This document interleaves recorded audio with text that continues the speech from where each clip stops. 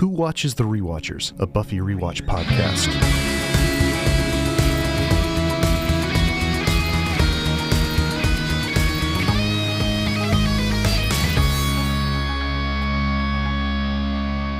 Hey, Alan, how you doing? I'm doing great, Jarrod. How are you? Pretty good. You know, we got backyard chickens, which means that every neighbor and coworker and friend I know is banging down the door asking me for eggs because they are going up in price because of the rise in bird flu. Yes.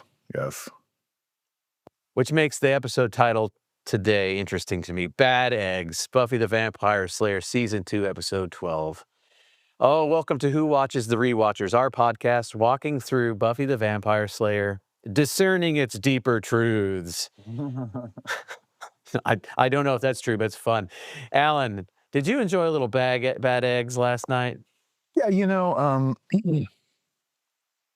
I actually really enjoy this episode. There's a scene, we'll talk about it when we get there, that actually paused the episode, and I played the scene for my daughter, who actually cracked up at it and started repeating the line, what's it going to do when it finds out it's adopted? Okay, well, before we get there, we said in the last episode that we feel like the last episode, Ted, and this one are kind of companion episodes. They have a similar metaphor, similar themes. They're both sort of monster of the week episodes. Yep. And we talked last time about how we thought that the metaphors were a bit weak. So we're going to get after that as we talk about bad eggs. But this episode is all about Buffy and Joyce starting off together again to establish, I think, a bit more of how Buffy is in her home life. I mean, we've gone without Joyce for several episodes until last week when we heard from Ted, when we saw that episode. And now we have Buffy and Joyce in a completely different set than we've ever seen in Buffy. They're at a legitimate mall, walking around and doing all these different, I don't know, errands they've got to run. And, right. And Buffy is letting her mom down. We'll say that. She was supposed to run some errands. She just doesn't do it because she gets caught off guard by a vampire. Right. Yet she can't tell Joyce. So I don't know where to cut to except for to say that there's one moment where Buffy is going down an escalator, and on the other side coming up is a cowboy, a man dressed as a cowboy or with a cowboy hat and boots. Yep. And a young woman, and Buffy takes notice and goes in pursuit. Yes, and the reason she goes in pursuit is because she notices that in the mirror, she can't see him.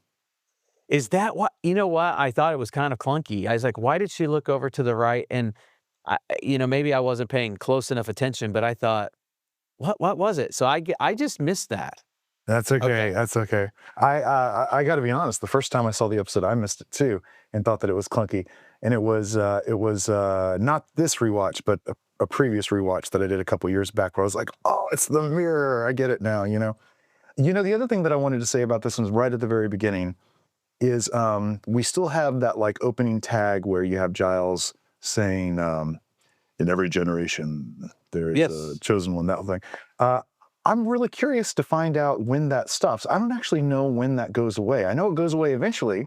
I think season 3, but that's my guess. And I'm also, I watch it every time for that same question. And also 2 other things. One is that the font changes to the more stylized Buffy the Vampire Slayer slide. And it hasn't done it yet. And very early on in the theme song, there's a part that goes, and Willow is blowing back or something at that. It's like it's a little audio effect that they take out later. And I'm waiting to see when all that happens. But I think it's by season 3. Okay, we'll find out soon. Yeah. So back to the mall. Hey man, did you ever like have big mall trips in the 90s to like run errands like this?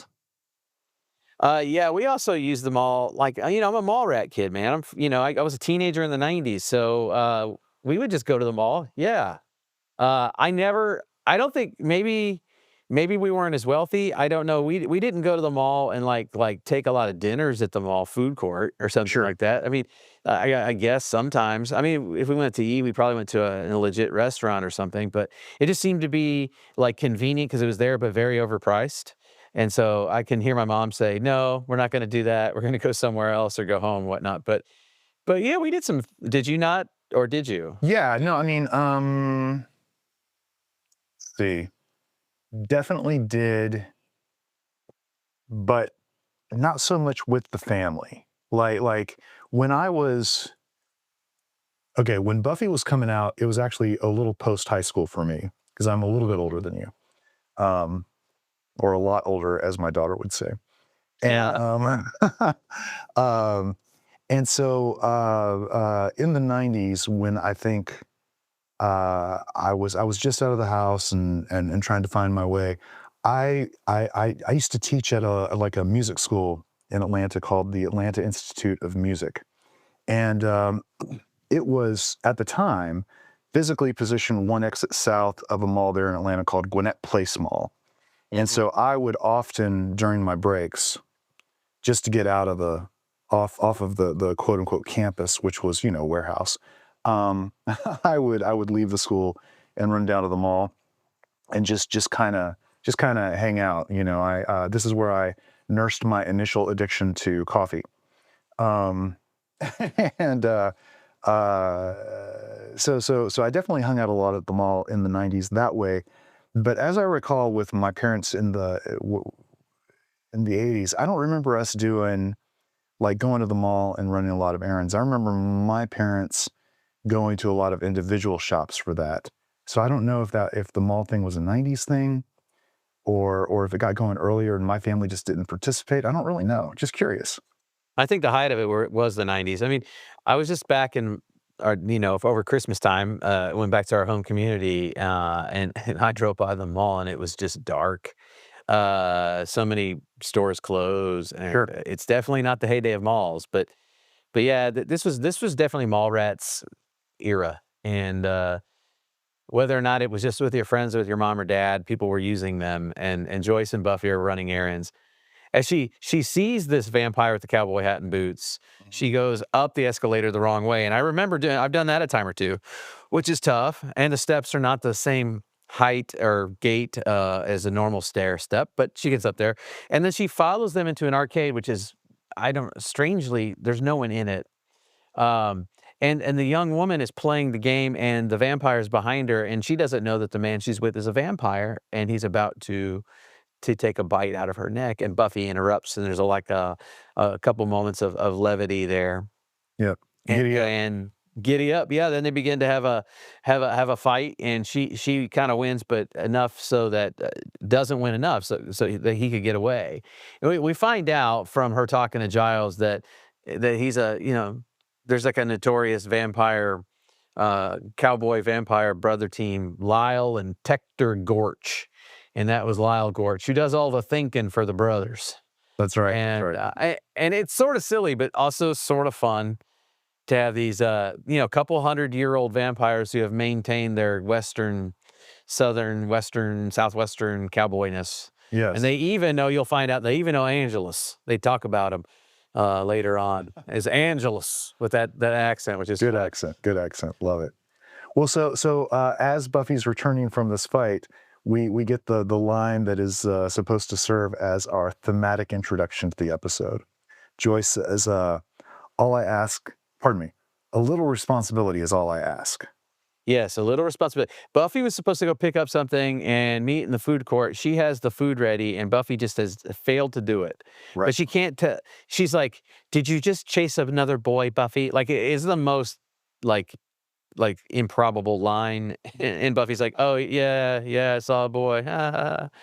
And yeah, and all I ask for is a little responsibility. And yeah, that's the tee up for the metaphor. We cut from there to the next day at school, and in a janitor's closet, Cordelia and Xander are getting with the smoochies, as Buffy likes to say. Yes. I might have said last week in the last episode that they were making out. I can never remember. There's a lot of making out in the last episode, but definitely this one, Xander and Cordelia were making out. It was really funny because they were also bickering at the same time about the light being on. I don't want to look at you, and and your shoes, and it was back and forth. They're at each other's throats, literally. And they end up falling on the ground, and it's pretty fun. while at the same time, or I guess the next cut is to a health class, and they're talking about sex. He actually writes it on the board, sex, just so Right. if you want to know what's going on in the episode, it's that. And they're going to have to take care of a little egg to kind of show them some responsibility. But I really appreciate the setup, or rather, I don't appreciate it. He says, can anybody talk about a consequence of sex? Now, the comedy here, do you remember the comedy between Zane? Yeah. So the consequences of sex, and Xander and Cordelia start going back and forth about the consequences of their making out, you know. And so Xander's talking about halitosis, and she's talking about, you know, being in a car or something. I mean, it's really In a Miata. Yeah, and it is all these like actual examples of irritations while teenage making out, and the teacher's like, anybody like else? and what's a negative consequence to sex? And then Willow raises her hand and says, pregnancy. Now, the reason why I didn't like it is because it's just pregnancy. It's almost subtle to me, but they don't say unwanted or unplanned or unkind pregnancy. It's just pregnancy. And I find that the whole concept is so reductive. And I think a lot of sex ed in the 90s was like abstinence teaching. I think abstinence is absolutely very, very viable and healthy for teens. However, the way it was taught was in a reductive, puritanical way. And the way pregnancy was talked about was often handled in a very reductive, puritanical way. And then there's a lot of politics tied into it. Like, you know, eventually I would come to learn in my life that women are only allowed by their, you know, protected time off work for maternity leave. It's like 6 weeks if it's a vaginal birth, and like 8 weeks if you had cesarean section, and that's the only protected time they have. And I found out later, I believe it's because legislation, and it was sort of a feminist legislation to pass the Pregnancy Act as being no more than any other medical operation, because they wanted to like equalize it in the workplace. But in a way, it sort of denigrated that as a special act, you know, just the way it gets talked about, right? Or the way it shakes out, unintended consequences perhaps. But yeah, like pregnancy, bad. That's the message here that they're all getting. And so we're going to try to scare you into realizing that it takes effort to have a child, more responsibility. So here's an egg, take care of it, which is weird because that's not really going to really illustrate the difficulties of parenting. But Buffy's not in the room for any of it. She was out of the. What was she doing? Where's she at? She all she says is vampire stuff. When Willow and Xander find her later, they say, "Hey, where were you? You missed class," and she just says vamp stuff. You don't really get an explanation. Everyone in class gets paired off to do a coupling of the egg, but which is kind of a funny scene. But in the library, Buffy's like, who did I get? And they said, well, we had an odd number of students, so you are. And then Buffy goes, great, I get to be the single mom. And which harkens back to her own mother. And in my opinion, it would have been an advantage for the assignment to be the egg carrier. But so she gets this little cute egg and it's a little cute thing, and now they all have their eggs. And you know, Xander's tossing it around willy-nilly throughout the episode, and the gals seem to be a bit more nurturing. Some gendered stereotypes and all of it, but that's what happens, right? That is what happens. Although there is some really good banter here. He says, we're going to teach the eggs Christian values. Willow says, I'm Jewish. And Xander says, well, you can teach it that dreidel song. Yeah, that was funny. Yeah. Mine's Jewish. Yeah, that was. So anyway, let's see. Well, when they're at home, I mean, basically, is it the cut tonight kind of thing? Buffy's... she's kind of talking out loud about, like, she's got a little journal or notebook, and she's like, did I change the diaper? Did I feed? You know? Yeah. And she's like, you know, kind of. And then she gets into her bed and turns out the light or whatnot. And the egg starts to, I thought about the practical effect of this. Yeah. The egg begins to move, and a tentacle emerges, and it's really long, ends up crawling along the bed, and tentacles end up going around Buffy's face and one into her ear. And I thought about how they had to attach that egg to the nesting thing it's in, and how underneath it they had to come up with some system. And I thought that was pretty cool, just to Yeah. think about how they had to make that happen. Yeah, this is back in the day when CGI and practical were just as expensive as one another. So they're always doing, and on this show in particular, I think they do a good job of sort of balancing which way they go, whether it's practical or CGI. And I think their practical effects always stand the test of time better than their CGI effects, just because of the time period. Sure. Well, the next day, Buffy and Willow are definitely different than everyone else in that, in terms of the Scooby Gang, because they're completely lethargic and tired. And they don't really have much energy. And they're in the library, and Xander, he's full of energy. He's actually tossing that egg around, and they're sitting on the steps, and they can't be bothered with much. Excuse me. But the egg was back to, I should say, when they wake up, the egg is back to normal. There is no indication that it's broken or that there's any tentacles or anything like that. But they're just feeling tired, right? Right. They both think it must be bad night's sleep, and I think at that point what we have is a mix of just kind of exposition. There's a security guard that goes into the basement and says there's a hole in the wall, and we find out that the teacher, the health teacher, is gone and is presumed dead. And I think Giles like presumed dead, and someone goes, hellmouth, like, duh. I thought when I watched this, because I've seen the show a couple times through, I thought, where the heck is this basement where things will take place in a moment, but like where this hole is in the basement, Right. Because there's so much that happens in the basement of the school that you would think that something would be done. I mean, it seems to have connectivity to other places in town. Later it's kind of like the door to the Hellmouth. I mean, Sure. there's just a lot going on in this basement. Maybe too much going on in this basement.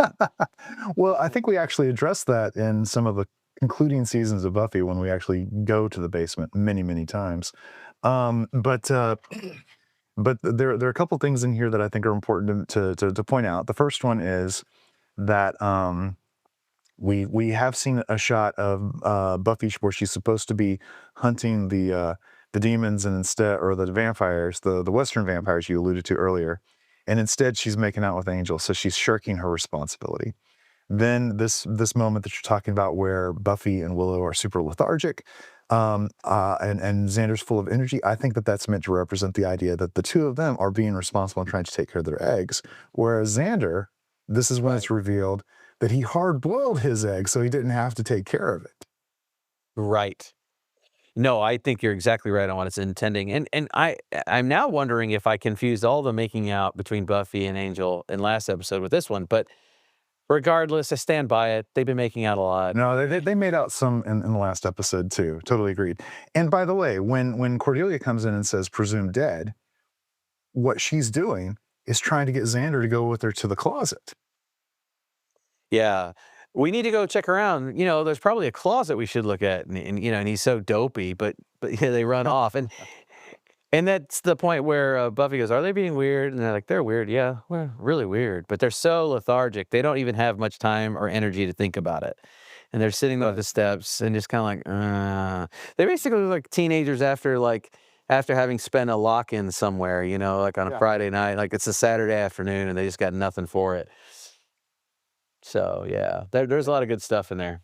And then we cut back to Buffy making out with Angel some more.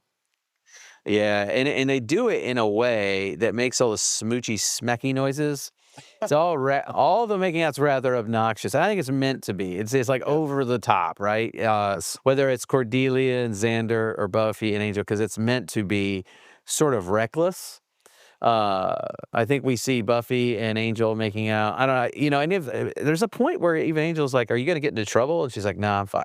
Like, no, come here, big fella, give me that New Jersey smooch. Oh my gosh, they do have a bit of a conversation at this point where we find out that Angel can't have kids. This is the first time that comes up. Yeah, he's like, do you ever think about it, the future, 5 years from now, 10 years from now? And she's like, when I think of the future, all I think about is you. which is really sweet and definitely teen love. But yeah, that's starting to kind of set that this is a tragic romance from the start. Right, right. It's making sure that we remember that there are reasons that she can't stay with Angel. Right. So Buffy comes home from Yeah, and we find out just in a few moments' time. I think the clock's at 2:35. So she said this is the middle of the night. right. And when she comes home, her egg is something's happening with it. It's hatching. She's actually Yes. seeing it move in real time. It's shaking, and then instead of the little tentacle, a creature shoots out at her, and she ducks it, and it's now scurrying around the house. Kind of like if you live in the South and in summertime, one of those big palmetto bugs falls from the ceiling. Right. And you're like, ah! It's just shooting all around, and of course, you can't get it. That's what's happening, and it seems like from shot to shot that you see of it, it gets larger. Did you notice that? It started off Yes, pretty I did. small. I did notice that because it's got it in the egg, and then eventually Right. it needs to seem menacing. But by the time it gets to her and she ends up stabbing it, it's a pretty large sort of insect slash, sea creature, like a crab or something. It's Yeah. like a cross between something yeah. like that. And Yeah, it's there's a super there's a note. gross. There's a note on Wikipedia that says that someone felt that it was reminiscent of of a similar creature with a similar design from a Star Trek episode called Conspiracy. It's actually a season 1 of the Next Generation kind of thing, and it's got the same basic plot device where the creatures are there to try to manipulate people mentally, and that's what we're about to find out this thing's trying to do. Yeah, it is definitely parasitic. I mean, you get the note of that because it's the way it's zapped Willow and Buffy, but here it is in full form.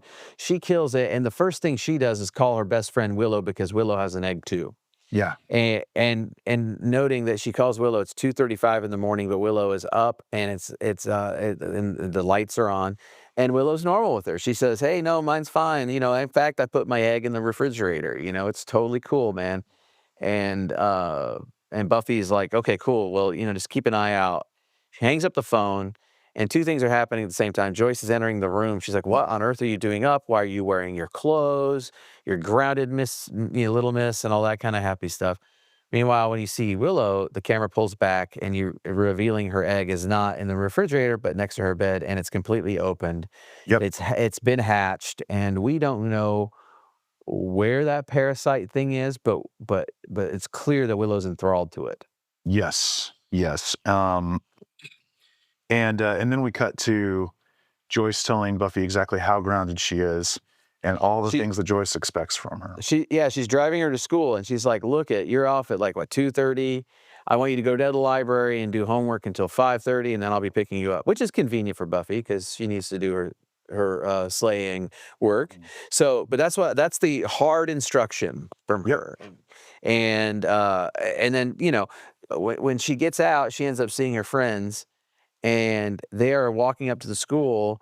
And when Willow walks by, did you catch that she's wearing one of those shirts that reveals a little bit of her midriff? Yes. That parasitic creature thing that we find out later is called a bezoar. It is attached to the area of one's body that they refer to as the tramp stamp. A lower back thing where tattoos were really all the rage in the late 90s and early aughts. Right there. Yeah. So, and it's gross. It's just disgusting to me. But they're walking up and however enthralled the person's become, it seems to give them enough agency to talk and engage. That at least at this point. Yes. So Willow can still talk like Willow. And Xander shows up with his egg, and he's hard boiled it, as you said. And there's going to be a moment where he's like, "Ooh, I'm hungry." Yes. He's going to crack open his soft boiled, hard boiled bezoar thing. Yes. Yes. And then he realizes what it is and gets very grossed out. And that gives them a sample to put on the dissection table and try to figure out what it is. Which, interestingly enough, when they do that, Xander, Willow, Buffy, Cordelia are now going to look into this thing. It makes them all there, like ready to see who's going to look into what this creature is. Which I'm not sure what dissecting it's going to teach them, but like it's a hellmouthy creature, but they're going to do it anyway. And that gives them the opportunity, like, who's going to do it? Well, I don't want to do it. You do it. So in that moment, it gives Cordelia and Willow, who happen to both be enthralled, the moment to step back and club both Xander and Buffy on the head. So they get knocked out, and then they throw them, these two friends, into the same closet, the janitor's closet that Cordelia and Xander have been making out in. Right. While they go off to do some other thing, right? This is all happening, right? Yep. That's all. Okay. Where do we go from there? Well, we go to all of those people who are enthralled, picking up various bits of equipment because they're going to unearth whatever the master creature that's controlling all of these egg-based things is coming from. So they start digging him up. Right in the basement there where the Hellmouth lid should be, which, And I found that the practical effects here, I think the writing wrote their effects into a corner. I think the writing was too grandiose for what they could really pull off, which is why we don't ever really fully see the thing, right? Sure. It's in there, but we can get to that. Buffy and Xander come to. Joyce in the meanwhile shows up to pick up Buffy at 5:30, and there's a ghost town, and she talks to Giles, and Giles is like, "Oh no, she never came," and he's being completely normal. And just a few moments later, does Giles put the little creature on Joyce's back? He puts the creature on Joyce's back because she's already enthralled. So yes, and she screams a little bit. But what I found to be weird about this is that Buffy and Willow, when their eggs are on, dealing with them, the first day it's like it takes a solid 24 hours for it to mature enough, the egg, to be able to start doing nefarious things. And in this case, I guess Giles already had like a fully mature one or something that he's trying to put on Joyce, because she goes from completely normal to completely servile here and really at the end of the scene. Yeah, they're all fugue at this point. Everyone's just walking. They're getting the equipment, the shovels and the pickaxes, and they're going down to the basement. They're going to dig up the subterranean bazaar, and I don't know exactly what's supposed to happen. We really have been skipping over some bits because of because of our memories, but we're skipping over bits where when Angel and Buffy were making out, Lyle Gorch and his brother Tector are observing this, and they want to know, well, what happened to Angelus, and why is he making out with this girl and all, but it's all, what it's doing is it's setting the scene so that Lyle Gorch is going to show up and try to fight Buffy around the same time that she's trying to deal with this monster that's got everyone under its spell. Right. And so they find themselves in the basement, and Buffy's fighting, and Lyle Gorch shows, and it gets hairy because Buffy's loved ones like Giles and Joyce turn on Buffy, not by their own choice or will. And there's a moment in the midst of the fighting where you cut away and you see what Xander's up to. And Xander and Cordelia are going back and forth, and he ends up socking her in the face, which I actually found very repellent to watch. Sure. Because it's meant to be funny. I think it's meant to be funny because they've been bickering, and at one point or another, you are all meant to get tired of Cordelia as an audience member. But like really, he just cold cocked her. Without a lot of like preamble to it. And yeah, I don't know, but it kind of bothered me. I don't think it's effective.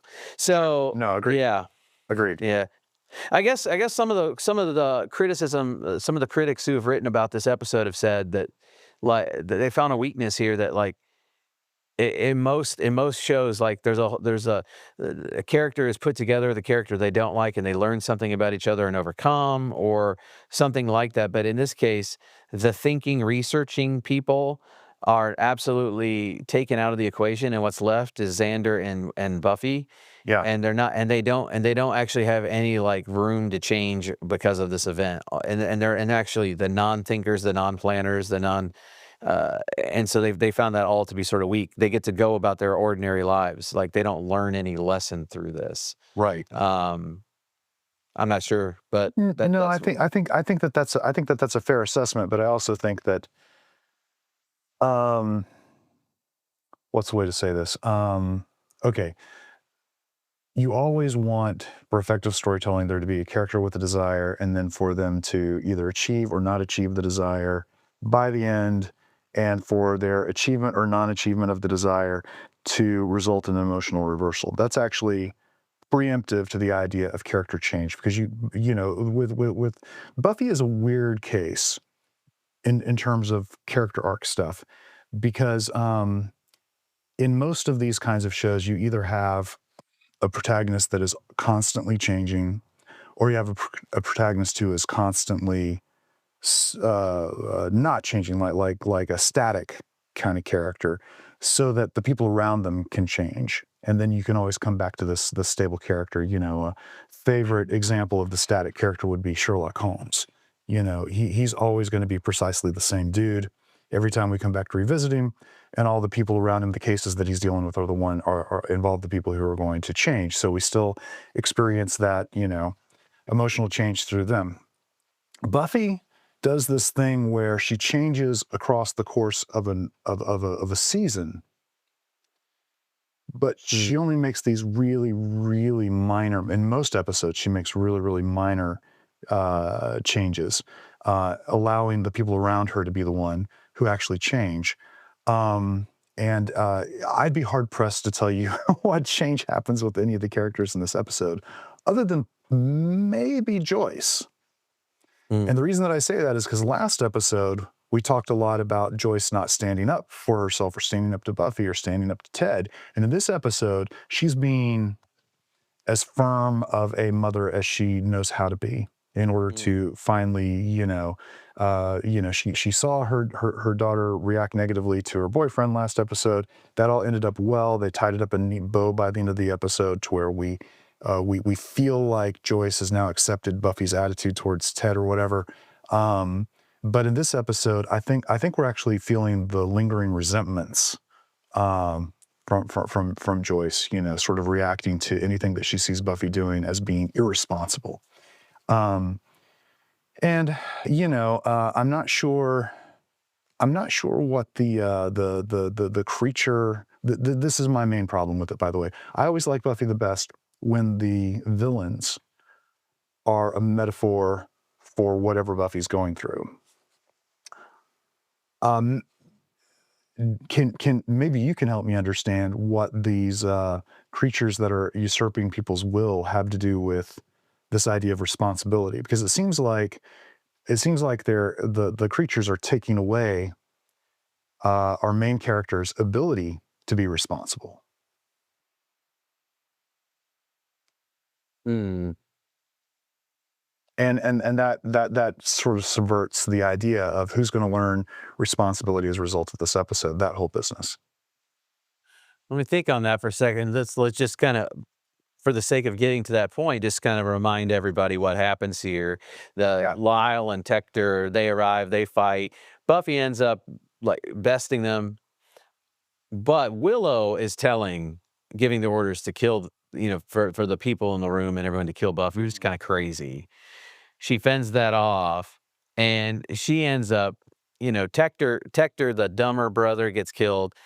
But Buffy gets involved into the pit and then comes out with a pickaxe and then just black blood all over her. And she's killed the creature, the Bazoar, and Lyle runs away. And now everyone's out of the thrall. The episode ends by everyone who was under the thrall really not remembering anything, but Giles saying, "Oh, it was a gas leak, everyone," and trying to explain it away very Hellmouth style. Mm-hmm. And which is what, and Joyce shows up and says, "Oh my gosh, it's a gas leak. Are you okay?" And then, "Where were you?" "I was at the library at 5:30 and you weren't there." And Buffy cannot get out of it. She's like doubly grounded now. And that's basically, the end of the episode. And I think your questions are incredibly valid and insightful, because I struggled. I think the metaphors probably in the episode have shifted, maybe unintentionally, with the storytelling and the writing. they're wanting to talk about responsibility. And when you think about responsibility in teen life, you think about being responsible for choices you make, but you also think about a threat is now that now that you've gone through adolescence or in adolescence and you can reproduce. That is an incredibly profound responsibility, especially for a teenager. So they throw those things in there, and then now they show a character who takes away your responsibility. So I think that they are almost writing their way through it without Right. knowing the end game before that's how I feel about it. Sure. But I think at best what you really see is th- kind of the idea, and I think this is probably some maybe subconscious anxiety of pregnancy and child rearing. Right. That I think really what it's kind of saying is that to have a child takes away a lot of your agency. Like you become Mm. almost incapable of having your own life. And that's the scared straight sort of storytelling that's happening in a lot of ways. Right. Their eggs that literally take over. And I mean, I think there's something to be said about that. I mean, it's not wholly inaccurate.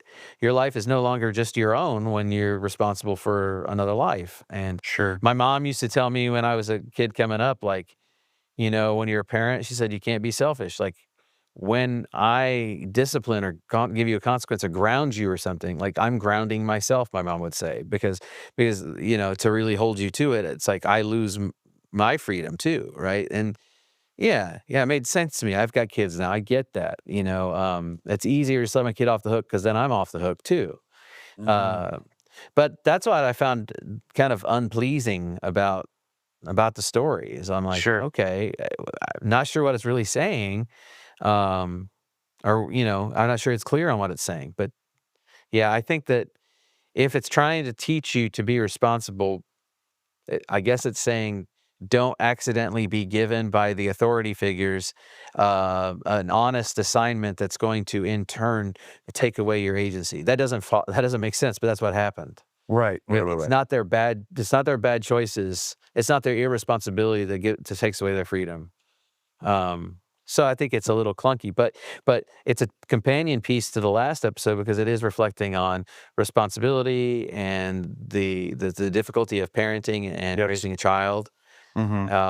And those things are all, continuing to build that sexual theme, which we're gonna think about more pointedly in the next couple of episodes. yeah. I could argue that vampires are parasitic metaphors as well, so maybe there's something there. I don't think that's intentional, but I mean that is a scary notion. Any parasite is a scary notion. So, but Sure. yeah. So you've advanced the storytelling a bit with like the romantic sexual between the characters. I think we've gotten a little further down the road with Xander and Cordelia. We got a little further down the road with Buffy and Angel. And I think, by the way, Buffy is basically, if she's not at school, she's in her room. That's the end grounding. But we end the episode with her making out with Angel, and Angel goes, "Is this okay?" And they're standing in Buffy's window, where Buffy is on the inside. So, like a good snarky teen that she is, she found her way around her mom's Yep. prohibitions and whatnot. So yeah. Wow. Yeah, it was what I think that both this episode and last episode sort of harken back to like super classic monster movie kind of themes. This one's definitely a play on Invasion of the Body Snatchers, but with its own spin. That idea of confluence of a couple different things, I think, was probably a good idea and probably got very exciting in the writers' room. I just don't think that they. I think that this is another example of good idea got hindered by trying to deal with continuity for other things that were coming up that were planned, and making sure that the story got furthered to that end. I think that always causes clunkiness. There are very few TV series that I see that try to keep that ongoing continuity thing happening, where they're trying to build to specific ideas. I see very few of them where there isn't some clunkiness as a result of that, because telling a long format story like that is really, really hard. And very few people are able to execute it well. And I think that it's especially difficult when you're trying to spread a story out over, 24 episodes or 100 episodes or whatever it is. And the only TV shows I've ever seen that I think handle the continuity piece well is if that's all they're dealing with, and they're not trying to tell contained episodes along the way, Mm-hmm.